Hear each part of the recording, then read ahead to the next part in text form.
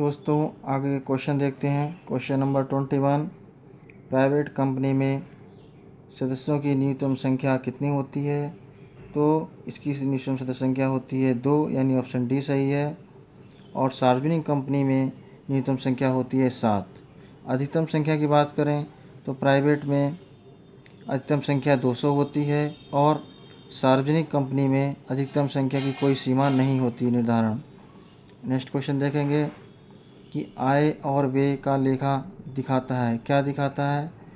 सकल लाभ, शुद्ध लाभ, वित्तीय स्थिति या इनमें से कोई नहीं? तो इनमें से कोई नहीं। आय और व्यय में संबंधित लेखा गैर व्यापारिक संस्थाओं द्वारा आय व्यय खाते के अंतर्गत किया जाता है, जिसके फलस्वरूप संस्था के आय पर व्यय अथवा व्यय पर आय के आदि के बारे में जानकारी प्राप्त होती है। अब क्वेश्चन नंबर 23 देखेंगे। क्वेश्चन नंबर 23 कह रहा है भारतीय साझेदारी अधिनियम कब बना? तो भारतीय साझेदारी अधिनियम 1932 में बना। भारतीय साझेदारी अधिनियम 1932 में बनाया गया और साझेदारी फर्म भारतीय साझेदारी अधिनियम 1932 के प्रावधानों के अंतर्गत नियंत्रित होती है। ये अधिनियम निगम कार्य मंत्रालय के द्वारा अधिशासित है। क्वेश्चन नंबर 24, सार्वजनिक कंपनी में सदस्यों की न्यूनतम संख्या कितनी होती है? अभी बताया था, न्यूनतम संख्या 7 होती है। अर्थशास्त्र धन का विज्ञान है। ये परिभाषा एडम स्मिथ के द्वारा दी गई है। और भारत में सबसे बड़ा बैंक पूछा जाए तो वो भारतीय स्टेट बैंक है, जिसकी स्थापना 1 जुलाई 1955 को हुई थी। और इसका पुराना नाम पूछा जाए तो इंपीरियल बैंक ऑफ इंडिया था। क्वेश्चन नंबर 27, मांग शब्द का अभिप्राय मांगी गई उस मात्रा से लगाया जाना चाहिए जो निश्चित कीमत पर क्रय की जाती है। तो ये कथन प्रोफेसर J.S. मिल का है। क्वेश्चन नंबर 28,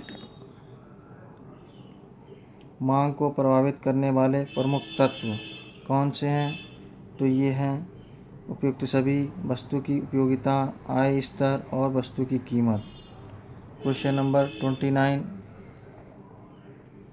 क्या कह रहा है कि आंतरिक अंकेक्षक किसके द्वारा नियुक्त किया जाता है? आंतरिक अंकेक्षक प्रबंधन द्वारा नियुक्त किया जाता है। क्वेश्चन नंबर 30, जब किसी वस्तु की कीमत में अत्यंत सूक्ष्म परिवर्तन हो और मांग में बहुत अधिक परिवर्तन हो तो ऐसी वस्तु की मांग होगी। क्या होगी?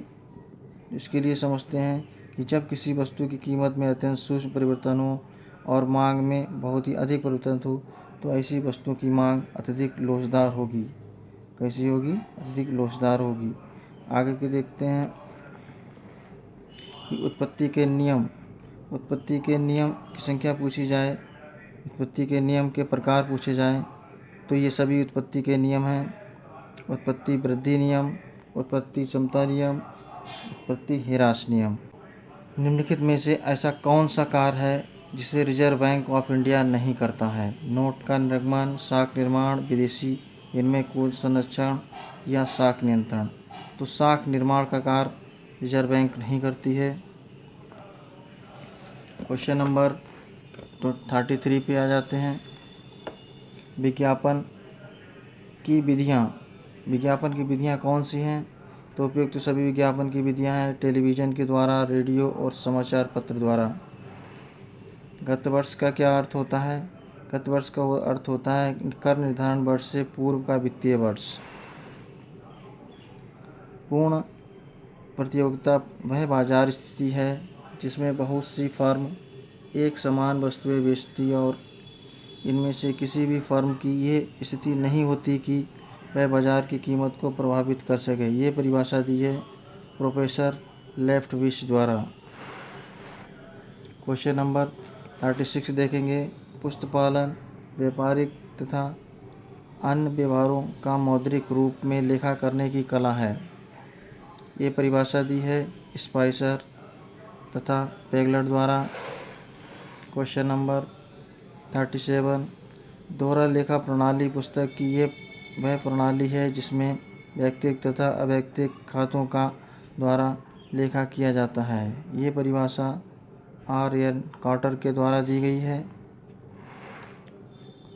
दोहरा लेखा प्रणाली के सिद्धांतों को प्रथम बार प्रकाशित करने वाला व्यक्ति कौन था? तो ये थे लुकास पैसियोली। बहुत ही इंपॉर्टेंट क्वेश्चन।